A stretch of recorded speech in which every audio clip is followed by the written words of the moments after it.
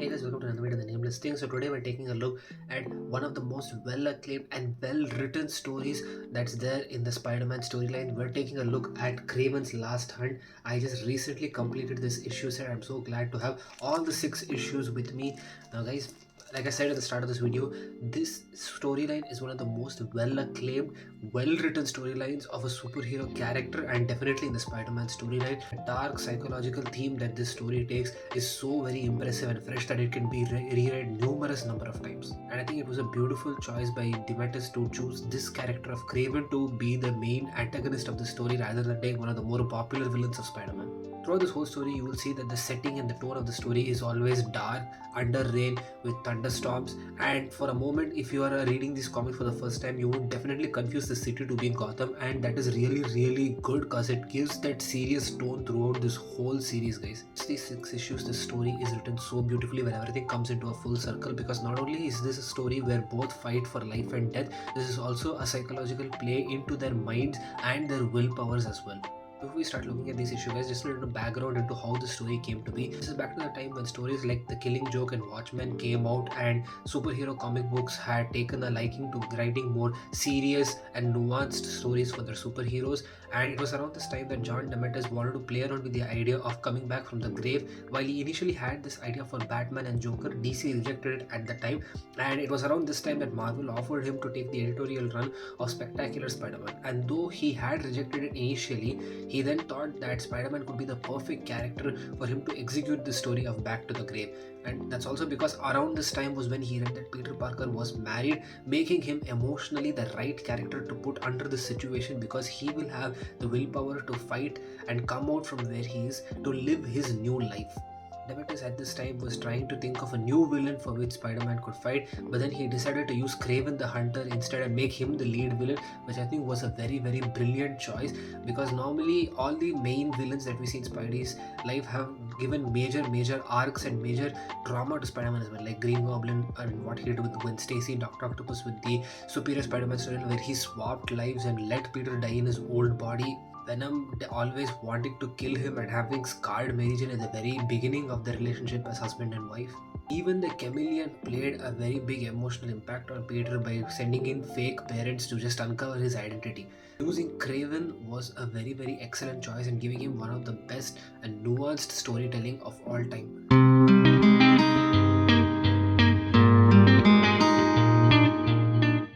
Taking a look at this first issue with the Web of Spider-Man issue 31, first of all, I think it's a great and excellent thing that they started this trend of doing it across these 3 multiple issues, because at this time Spider-Man had the Amazing Spider-Man storyline, the Web of Spider-Man, and Spectacular Spider-Man as well. So this gave the readers an interesting thing to look forward to each of these issue titles as it covered this 6 issue storyline. And you can see that this cover straight up tells you what's going on with Spider-Man being trapped in a net with a gun being pointed at him.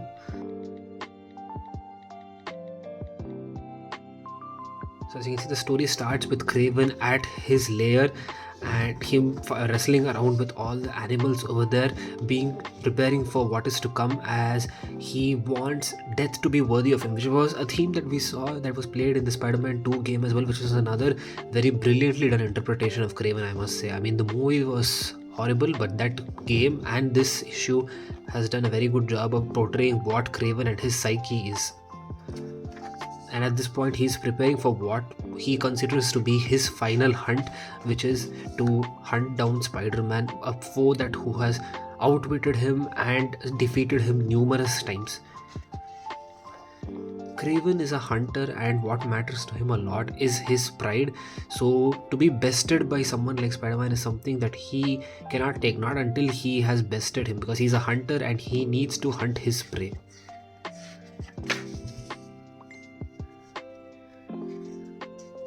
And as you can see, all this while on the side the grave is being dug over here.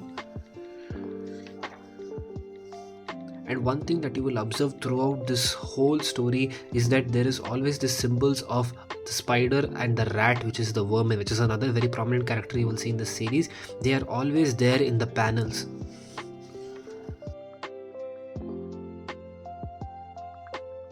And another interesting thing, as you can see here, this has the orange box, but this has the yellow box, and it's obviously the mental voice that's going on in each of these characters' mind. But also, the other interesting thing is you will see these thoughts that's circling around in each of these characters' head numerous times overlapping. Sometimes Spidey will be thinking of something, and in the same panel, you will see Kraven is also thinking of something, and they have their intrusive thoughts that's going on at the same time. As you can see, there's a red one over here as well. So that's very interesting as a reader to see there are so many thoughts that's going on, and sometimes it would get a little confusing to figure out who is thinking what, but it just keeps the tension so high even as you're reading these panels. And like I said, you can observe over here there's rain, thunderstorms, it's in the night. This definitely gives a lot of Gotham City vibes, and I definitely think that there should be a movie made on exactly this story because it would be so freaking good. Spidey senses that Kraven is shooting at him and he escapes the first dart, but then he's hit by the second one, which is a very, very heavy tranquilizer. And like an animal that has now been hit, his heart rate is high as hell, he's hallucinating, his muscles are stiffening, and as you can see, Kraven gets the best of him and traps him with a net. And like any prey that is just, fighting in its last moments, Peter is not able to think clearly as he's trying to figure a way out, as his muscles stiffen and start giving up on him, and his mind is just racing in all directions. Kraven coming in holding the gun right at Spider-Man at point blank and just shoots him.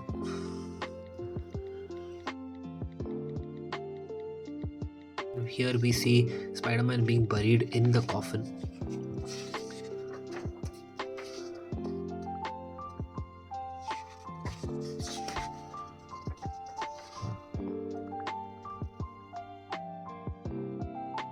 Going to the second part of this issue, we have this very, very popular cover of Kraven holding Spider-Man's costume over his grave.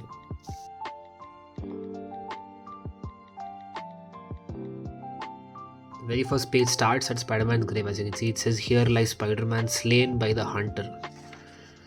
Kraven here is now dressed as Spider-Man, and he's doing what as the old hunters would do. He's wearing the skin of his prey, and having proved himself to be the best, he now has one more thing to prove, that he is the better Spider-Man, because Kraven is still viewing Spider-Man as an apex predator, basically. Well, not an apex predator, but a person who's playing like a predator. He does not know the mental or moral compass that Spider-Man carries. Spider-Man isn't doing this for the thrill of hunting or for the thrill of hero seeking. He's doing it for the right reasons. But Kraven is only looking at every person as a prey or a predator.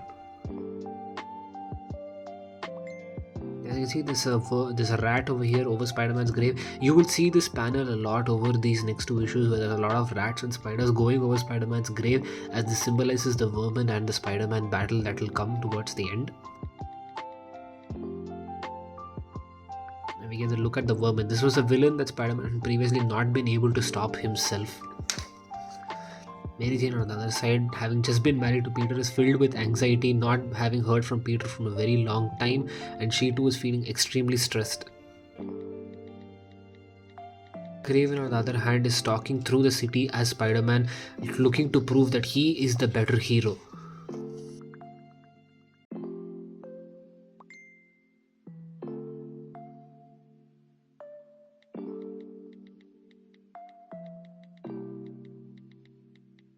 As you can see in this panel, Kraven is fighting a horde of spiders who he visions to be his enemy, and he's trying to fight by proving that he is the better hunter. Basically, he is fighting his own fears, and on this other side, you see Vermin over here as well. And on the other side, as MJ is going around looking for Spider-Man, she gets kidnapped, and then she smiles because she thinks it's Peter, but it's actually Kraven dressed as Spider-Man. And just as she observes him fight, she just sees that this is a level of brutality with which Spider-Man doesn't fight, and realizes that it wasn't Peter, and it's just someone else wearing that costume. You can see Spider slowly crawling on the grave of Spider-Man. Now getting into the Spectacular Spider-Man series, this is the third part of the series, where, as you see from the cover, Spider-Man, or Kraven dressed as Spider-Man, is going after Vermin. It's basically in this issue that Kraven goes after Vermin thinking that he needs to prove that he is the better hero, that he is the better Spider-Man. So he goes around fighting crime to prove that he's the better hero, that he is the better Spider-Man, and he decides to then go after Vermin because Vermin was a foe that Spider-Man was not able to stop before. So he decided to outbest Peter Parker as Spider-Man and prove that he is the better vigilante.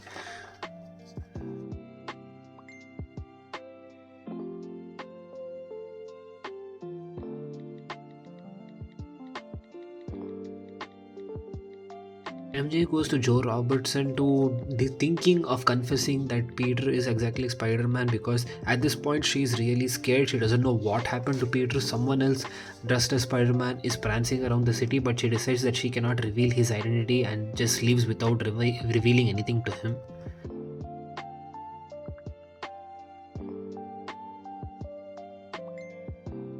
As we get closer and closer, you can see there's a lot of spiders at the grave, indicating that something is happening under the grave, which will be explored in detail in the next issue.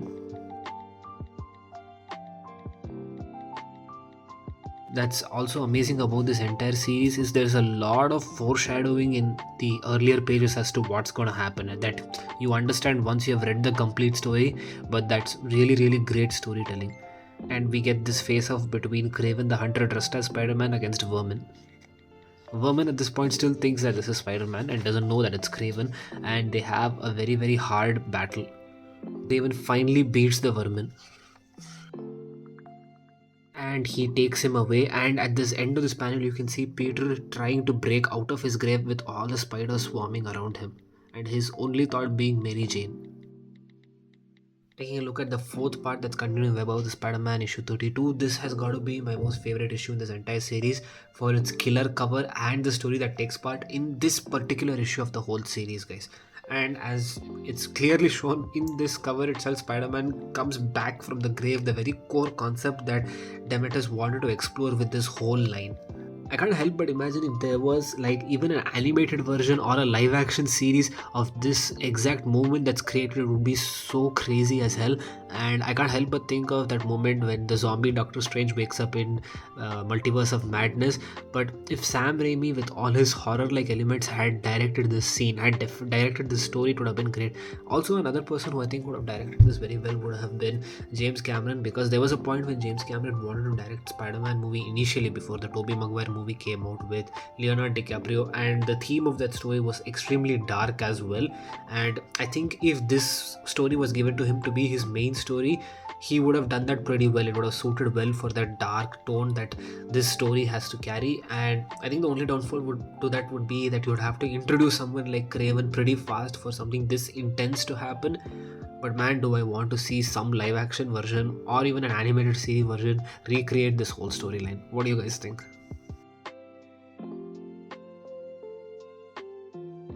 As you can see with this story, it starts basically with a blank page as we go into the mindscape of Peter, because up until this point we last saw Peter only at the very first issue where he was shot by Kraven, and at this point everyone is thinking that he is dead until they saw the glimpse in the previous issue. Peter is now completely resting somewhere, trying to figure out who he is, trying to recall what happened, as there's all these intrusive thoughts that's there. His own thoughts, his enemies' thoughts, they're all rumbling everywhere. And his thoughts take the form of a spider that's just going around that's just trying to dig its way out through this hole while it's facing all these other enemies that's coming to attack it. Breaks out of the spider, just reminding himself that he's not the spider, he's the man that is more important in the Spider-Man. And as you can see there is this slow unmasking of this come out that's also going on. So there's a lot of these internal thoughts that is going. Spider-Man is fighting something, he's trying to remind himself of who he is. Then there is Kraven's thought of him who killed him like the last moment. So all these thoughts are prancing around his mind.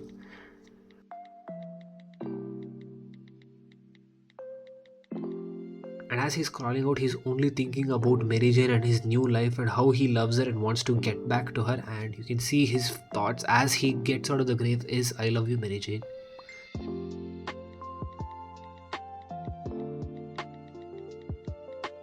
The man slowly stumbles out of the grave going into the mansion. As he holds the papers, he realizes that it has been 2 weeks since he's been in the ground.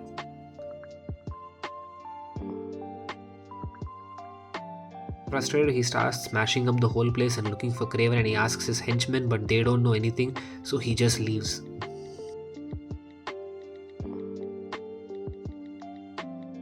And as Spider-Man leaves, the mask is completely unmasked here, and you can see Kraven, who realizes that he has come out from the grave.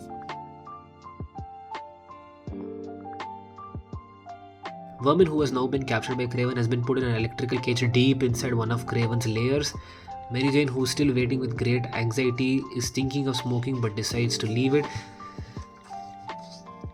which is where we see Peter come back and they both reconcile. Peter gets ready to leave immediately after that because he knows he has to stop Kraven. And while Mary Jane is convincing him not to go, to take a moment's rest as he's just come back from something really horrific, Peter doesn't want to talk about it, but he just wants to get this done and over with. So he just takes one moment with Mary Jane and he leaves. I love this shot here where there's no sounds, no monologues, just the rain and them sharing a moment in the background as the thunder strikes. And as Spider-Man swings through the city looking for Kraven, he finally arrives as Kraven is also anticipating him. Taking a look at the fifth part, that's continued in Amazing Spider-Man issue 294.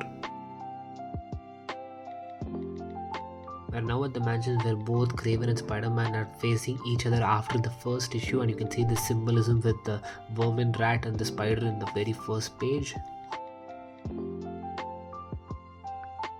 Speaking of vermin, he's trying hard to break out of the cage, but it's electrocuted, and Spider-Man is riled up with rage as he faces Kraven.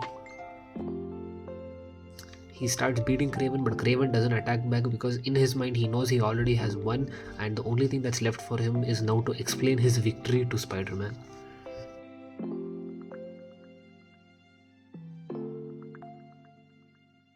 And so Kraven explains his victory as he undresses and gets back into his own regular costume, but Spider-Man, not trusting Kraven, is just getting ready for an attack. So Kraven instead just tells him to follow him downstairs and tells him that his spider sense will warn him if there is any danger for him.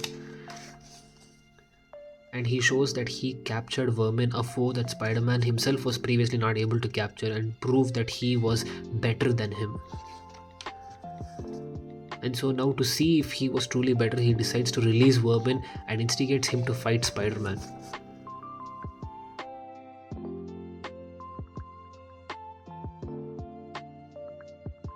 See, the whole point of this storyline for Kraven was to prove to himself that he was the better predator, that he is the apex predator. Spider-Man is a foe that has stopped him time and again, and for him, he always thought Spider-Man was like him, a person who went around looking at everyone as his prey.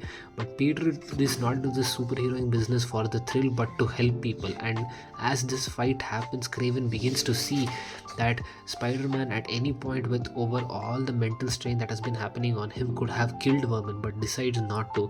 And then he starts realizing that Spider-Man is actually a good man, and he decides to even help him up.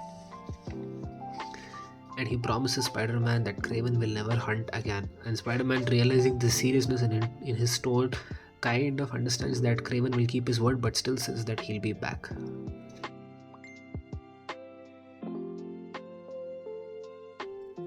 And as Kraven sees Spider-Man going into the sewers chasing behind the vermin, he comes to terms with his own life, and he finds his own sense of peace. So he decides to now end his life as he falls into his grave after shooting himself. Reaching the final issue that now concludes the series, we are at Spectacular Spider-Man 132.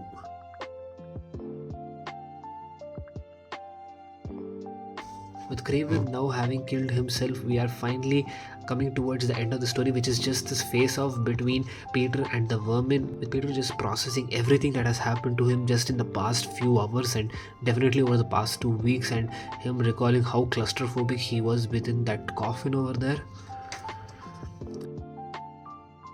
And as Peter just keeps going on through the sewers looking for vermin, we just get this look back into what it was like for him as he tried to break out of that grave.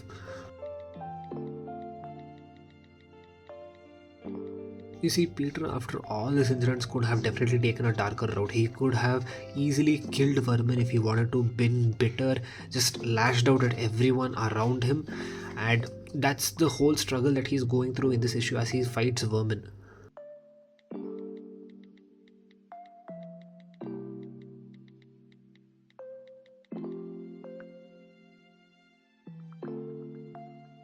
As Peter fights Vermin, he realizes that he doesn't want to hurt him, he instead wants to help him, and just realizes that he's going through a lot of aggression, a lot of emotions that he's processing, but he doesn't want that to define him and who he is.